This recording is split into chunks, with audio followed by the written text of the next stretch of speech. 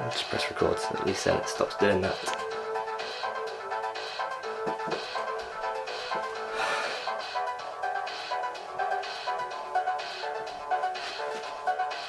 Alright.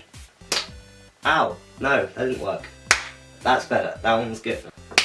Hey everybody and welcome to another episode of Indie Game. Jesus, right, I really need to think about an intro for this at the moment because at the moment I'm struggling with the intros for this because it's none of them are working. Whatever I do, it just doesn't work. Let's just stick with this one. Anyway, welcome to another episode of Indie Game News where you get to see very little gameplay but a lot of this ugly mug. Yeah? I'm just kidding, guys. I'm just kidding. I'm not ugly. I'm not ugly. I'm not. I'm a golden god. Anyway, I'm back with another Indie Game News episode for my top picks of the month for April. And it's been a hell of a time going through some decent games actually. Usually the last two episodes there's usually been some pretty decent games and then there's one really big one. But at the moment, April, there seems to be quite a few decent indie games coming out this month and I'm actually pretty excited. So, without further ado,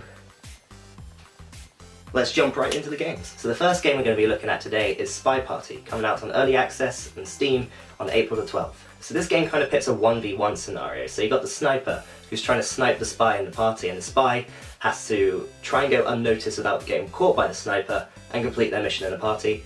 The spy completes his mission, he wins the game. If the sniper gets the spy, he wins the game. But I don't know what happens if the sniper gets the wrong person. I think they lose the game. A couple of features that are coming with the Early Access release on Steam is like the 1v1 competitive matchmaking. That's one thing that's coming with it. Another thing being like something you can go back over gameplay and study where you went wrong. I like the idea of going back over saved gameplay and learning where you went wrong. You know, it shows that there's a lot of they obviously want the players to learn certain tactics in this game, and you know, there's a certain way of playing this game, there's a certain way of doing things in this game, which, you know, that's interesting. It's interesting. It shows that there's a lot of detail to it, and they obviously want to add more to it. It's the one way, I suppose, to keep the players engaged with the game too, which is pretty good. I like that. Anyway, I just like it. It's a feature that I like about the game. I don't know if there's a story mode coming out for the game. That's one thing that I was thinking about when I was looking at this game. Is there going to be a story mode for it? Because I think adding a story mode to something like this could be quite cool. You could have like different missions, different spies, you know, or anything like that. Maybe you have like two different storylines where you have one as a sniper, you know, and you got to try and track down a certain spy or take down a spy network as the sniper. You know, I suppose like the sniper's like a hitman sort of person, isn't he? That's why I imagine what the sniper is. That's his role in it. And then, you know, what the spy one obviously can be a slightly different thing. You know, a bit more of a generic storyline, I suppose. But you know, it seems like there's a lot to offer with this game, even though it's only coming out in early access on the 12th. It's still like it's still pretty good. I mean, it's available on the website too if you want to get it through the website. But the early access is coming out on Steam. There will be a tutorial available for it too, so it teaches you all sorts of shit. The next game I'm going to talk about is Double Kick Heroes, where you play as a heavy metal band in the apocalypse. You basically play as a metal band wanting to survive, or wanting to play metal, sorry, but the apocalypse is happening. So like, shit, so what do? Do we survive and play heavy metal? They decide to do both. So the game is about stopping enemies from getting to your car. Obviously, you've got to hit the notes of the song that's playing in order to shoot. It just seems so weird to think about. In order to shoot, you know, grenades, or in order to shoot at the enemies to destroy the enemies. That's what it is, and it looks funny. It looks great, and the objective is to get to the next safe area. And obviously, I think there's different objectives in these safe areas that you get to. So you know, there's like a safe area like an airport or a casino. Like a casino is like what we see there, and they meet their idols. You know, Marlene Branson, who is, you know, everyone knows that's a rip-off of. But you know, either way, Walmart. It's Walmart Marilyn Manson. But no, the reason why I chose this game, in all seriousness, is because it's quirky and weird. And I love my quirky and weird indie games. But yeah, this does look particularly brilliant. To be fair, like, the way it's done, the way it looks, the imagination behind it, it shows that there's a lot of you know, there's a lot of passion and heart behind this project. And that's one reason why I chose it, because it does genuinely come across that there's a lot of passion and heart behind it. And you know, it's brilliant. It just blew my head. Well, it didn't. Well, yeah, literally blew my head away. I like games like this because they don't take themselves too seriously. They're just kind of like what they are, and you just enjoy it for what it is, right? It's just kind of like you're a heavy metal band. You're playing heavy metal, and you've got to stop zombies or whatever it is in the apocalypse from killing you. So, what more do you want from a game? You know, what the hell more do you want? It's fucking amazing. It just looks beautiful. It just, yeah, it's good. I think visually and gameplay wise, it's very simplistic, so it's not too difficult. It's more or less about kind of keeping an eye on how many enemies are coming and also hitting the notes so that you can kill the enemies. I don't know if you have to control the car as well. I think that would be a hell of a lot to do to be able to keep an eye on the enemies, control the car, so like going up and down obviously to kill the enemies, and then hitting the notes. I don't know if you have to hit the notes of the song in the game. I just saw the bar at the bottom, so I imagine you do, but I imagine there's kind of like a multiplayer aspect to it where someone can play the guitar or whatever instrument that you're playing to hit the notes and then shoot at the enemies. Like, it just, you know, I think it's just interesting the way that whole dynamic works. But you know, it's great. It's good. It's really good. You know, there's not really much else I can say about this game, to be honest, because it's just, you know, there it is. That's what the game is, you know, enjoy it for what it is. Alright, the third game we're going to be looking at today is a game called The Tower of Time, which is a CRPG. It's his pretty generic storyline, really. World's being destroyed, you're just a kid, you're prophesized to save the world, you gather together a band of warriors to save the world. Well, imagine you save the world. I mean, it'd be great if there's a twist at the end where you don't save the world and the bad guy wins, but hey ho, I wonder when that game will come along. But anyway, yeah, pretty visually stunning, and also the gameplay too. The gameplay was pretty good too. But one thing that I really liked the look of in this game was the use of the mouse. Like, you know, you can use the mouse to kind of intertwine among the, you know, and do like special moves. That's what it looked like anyway. That's what I got from the trailer, and I quite like the look of that. It's a nice little addition, I think. It makes things a little bit more tactical, gameplay-wise. You know, particularly if you're playing multiplayer, you're playing it like with loads of other people. You know, you can do a hell of a lot with that.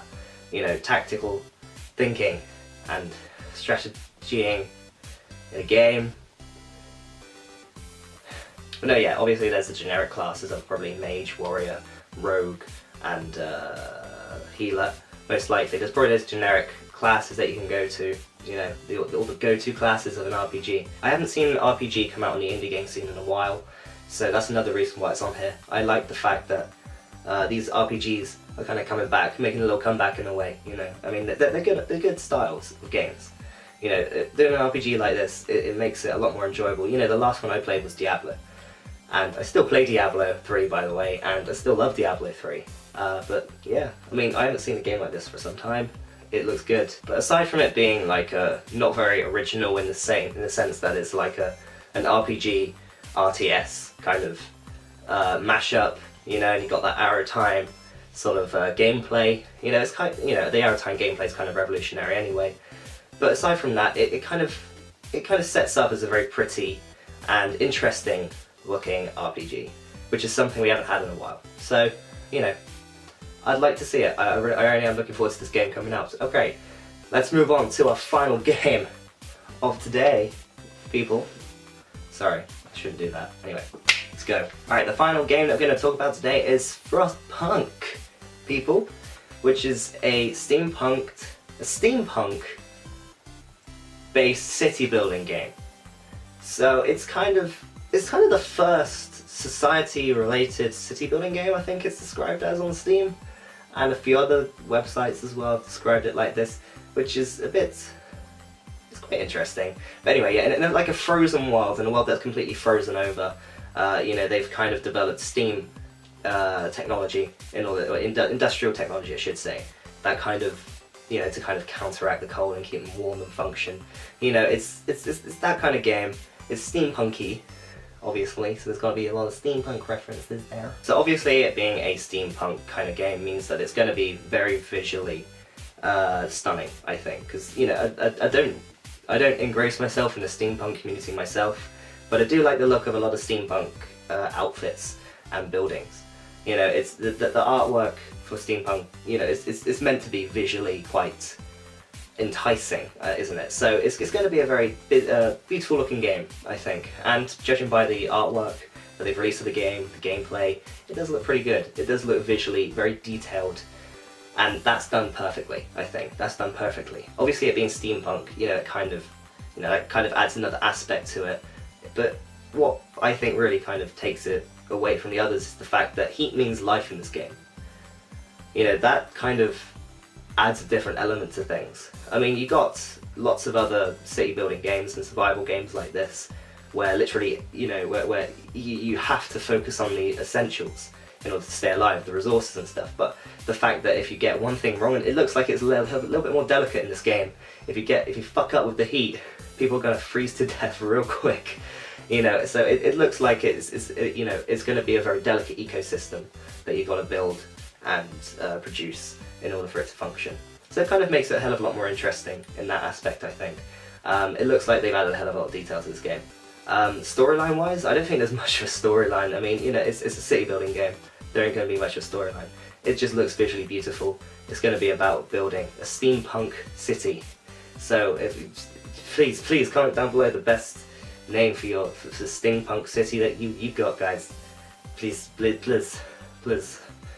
One thing that'll be quite interesting with this game is if they introduce battles or war. So if you have to go to war with another city, that would be interesting.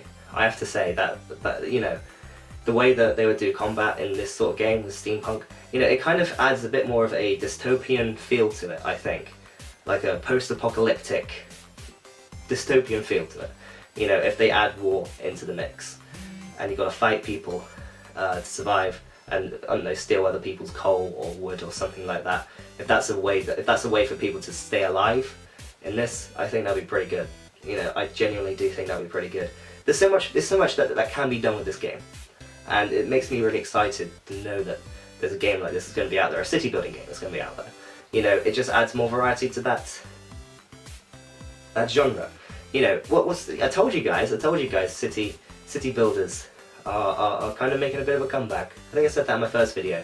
I was like, I haven't seen a city builder for a while in indie games, and now we've got 2 city builders that are kind of coming out a little bit. Oh no, I said it in a Kickstarter video, yeah, where there's a city builder in a Kickstarter video. But yeah, there's more city builders coming back to indie games, and I really like that. I do like that. It is looking good, guys. I don't think there's really anything else. Nope. I don't think there's anything else to say, guys. I think that's it for indie news. There's no other news that I can really think of off the top of my head right now, or find on the internet. Like, I just did not look at all. Like, no, I didn't just look for other news. Jesus, I'm so prepared for this. God, yeah. That's it for this video, guys, and I'll see you all next time. Goodbye.